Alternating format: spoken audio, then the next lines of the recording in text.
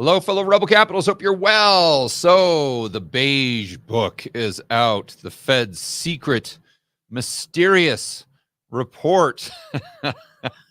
And it's saying right now there are a lot of areas in the United States that are experiencing an economic contraction. In other words, recession. So let's get over to what the Beige Book is saying. And then also let's look at some data regarding the jobs market.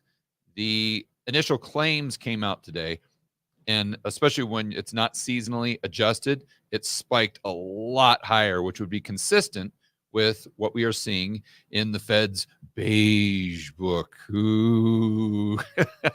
I don't know why they have to do all these. Why did they just call it a employment or an economic report or something like that? They have to make it sound like it's from Scooby-Doo or something or CSI. All right, let's shoot over to, where are we here? Zero Hedge. Yes, that's right. Oh, we got to do a screen share. Okay, there we go. Now we're over to Zero Hedge. 5 out of 12 Fed districts show flat or declining economic growth. So economic contraction.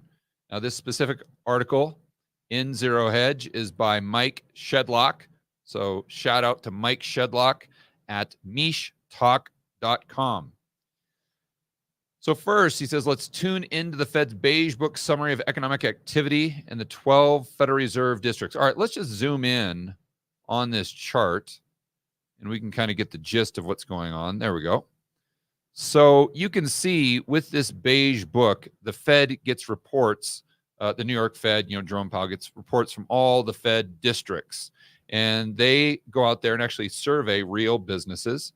So I think there is some validity to the Beige Book. And then they kind of, each district gives a read as far as aggregate total within that district as to what's happening from a standpoint of the economy and the consumer, basically what they're hearing, boots on the ground research. So we've got San Francisco stable. I would assume that means flat. We've got slightly, no, a stable does not mean flat because Atlanta district is actually flat.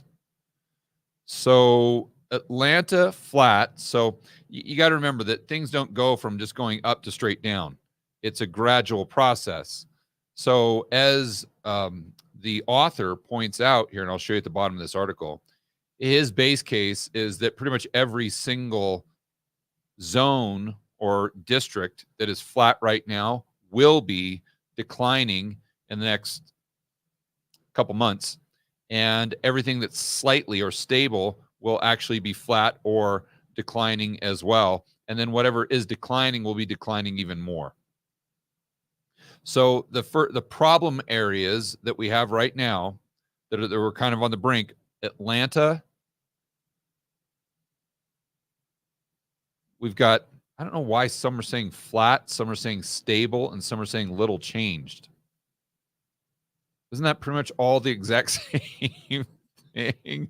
Why not just have consistent terminology? Why? Because it'd be too easy. That's why. The Fed can't do anything that's easy. So we've got little change. We've got Cleveland declined.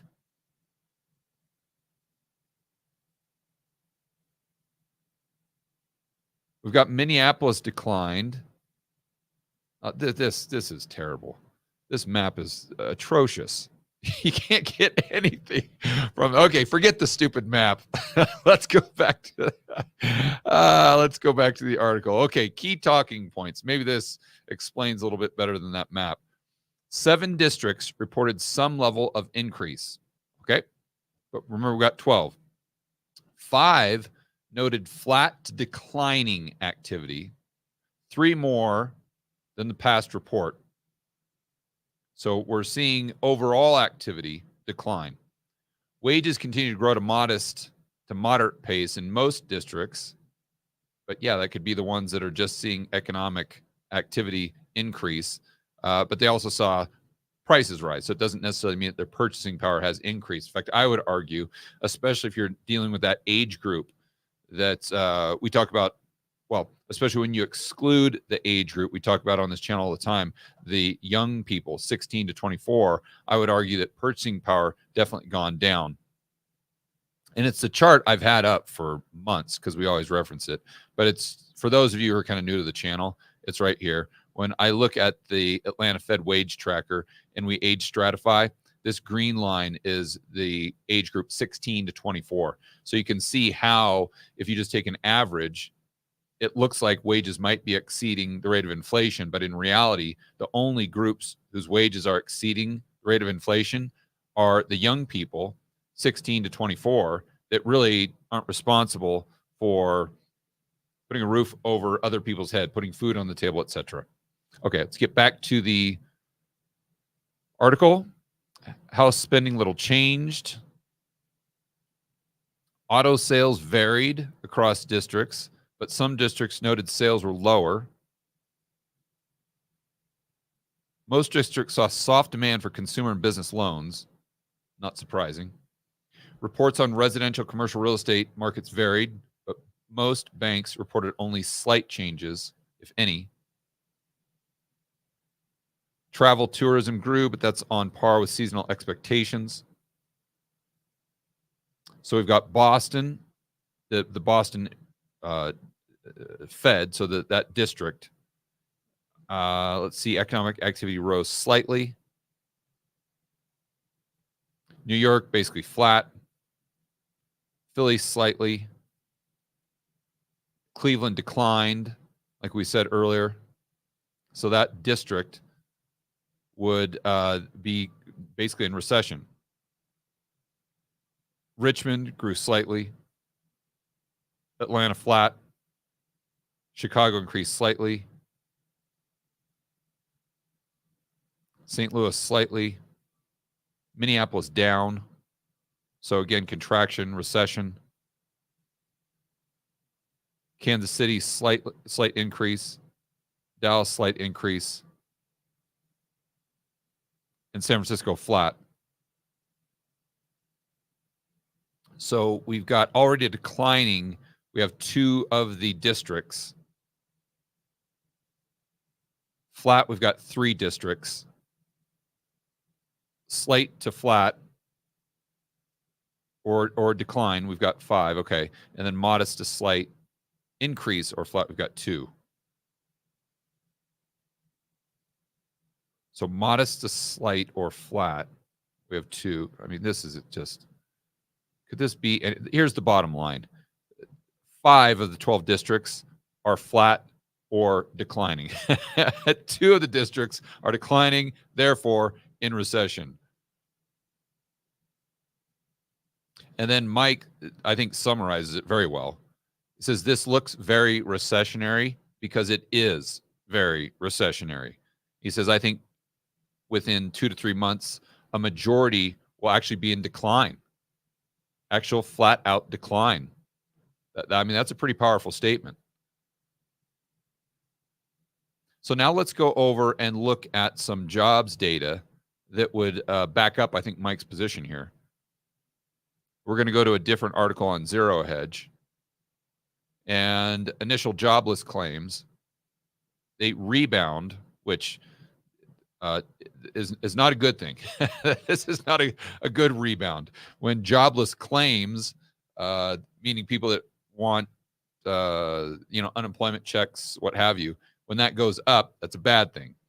So they're at their highest level since August of 2023. But look at the increase here. When you look at the data that isn't seasonally adjusted, and so just comparing apples to apples, let's look at July of 2024, and then we look at July, again, not seasonally adjusted. We look at the same month in 2023 when we actually had a decline.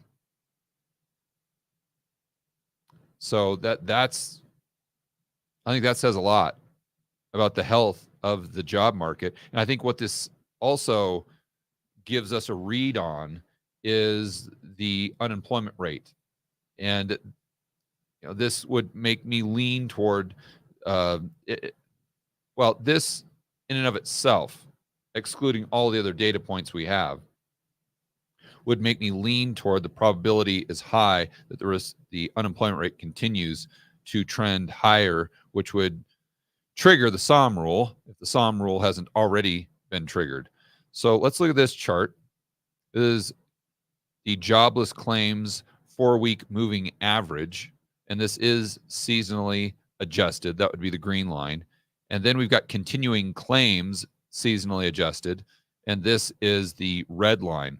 So we're seeing the trend go higher and higher and higher, going the wrong direction here for continuing jobless claims. Now it's at a point that's its highest level since December of 2021.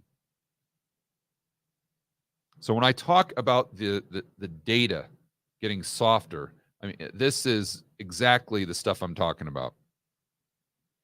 And then when you have the seasonally adjusted, you do see that go up slightly.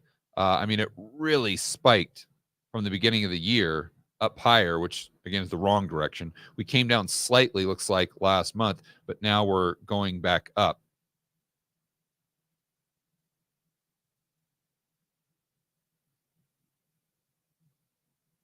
What will be interesting is if we zoom in on this chart, which I have not yet done. And so the problem districts, I know one was Cleveland, but again, you don't know what area that really incorporates. But let's see if we can see Ohio on, where is Ohio? Ohio. Yeah, so, okay, this isn't surprising. Where we have Ohio, they're seeing the, some of the biggest spikes in jobless claims. Yeah, oddly, Texas and California, really the problem areas there for sure. And then Georgia, remember Georgia, the Atlanta district came in flat, so that's no surprise.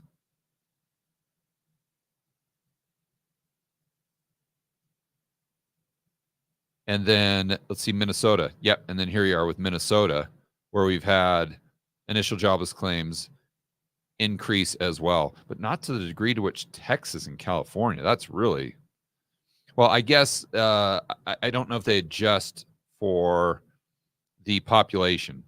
So I guess that would make sense because the populations are so much higher. So if you adjusted for population, I think that's where the data would become much more useful. I think is the right way to say it.